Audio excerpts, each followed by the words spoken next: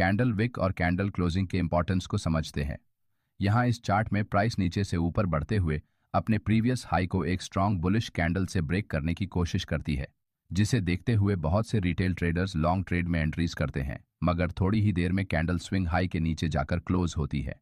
दूसरी बार फिर से मार्केट उसी पॉइंट पर आकर लॉन्ग अपर विक कैंडल बनाकर रिवर्स होते हुए उसी रेंज में क्लोज हो जाता है, जिस कारण यहाँ ब्रेकआउट की आशा में जो ट्रेडर्स लॉन्ग ट्रेड में एंट्री करके बैठे थे वो ट्रैप हो जाते हैं।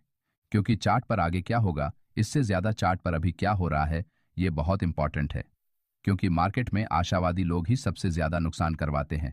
आपको क्या लगता है?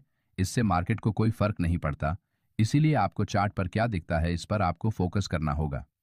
जब भी प्राइस एक पॉइंट से लगातार ऊपर बढ़ते हुए बिना रुके किसी इंपॉर्टेंट स्विंग को ब्रेक करती है, तो यहाँ नीचे जो बायर्स बाइंग करके बैठे हैं उनके द्वारा इस रीसेंट स्विंग हाई के पास प्रॉफिट बुकिंग के कारण प्राइस के नीचे आने की संभावना ज्यादा होती है। अब जब तक न्यू बायर्स यहाँ फ्रेश पोजीशंस नहीं बनाते तब तक ये ब्रेकआउट सस्टेन होने की संभावना कम ही होती है। साथ ही यहाँ कैंडल विक की लंबाई देखकर आप इस पॉइंट पर मार्केट में सेलर्स की मौजूदगी का भी अंदाजा लगा सकते हैं, क्योंकि जैसे ही मार्केट इस पॉइंट पर आता है तो प्राइस तुरंत रिवर्स हो जाती है। इसका मतलब यहाँ सेलर्स पहले से मौजूद है जो मार्केट को यहाँ से ऊपर जाने नहीं देना चाहते। किसी भी कैंडल की विक जितनी ज्यादा लंबी होगी उस साइड में उतना ही रिजेक्शन स्ट्रांग होता है।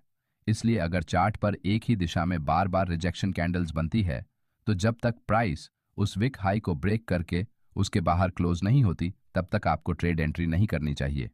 लेकिन फिर भी बहुत से रिटेल ट्रेडर बिना कुछ सोचे समझे इस तरह के ब्रेकआउट्स पर बार बार ट्रेड एंट्रीज करते हैं और अपने कैपिटल का बड़ा हिस्सा ब्रोकरेज में गंवा देते हैं।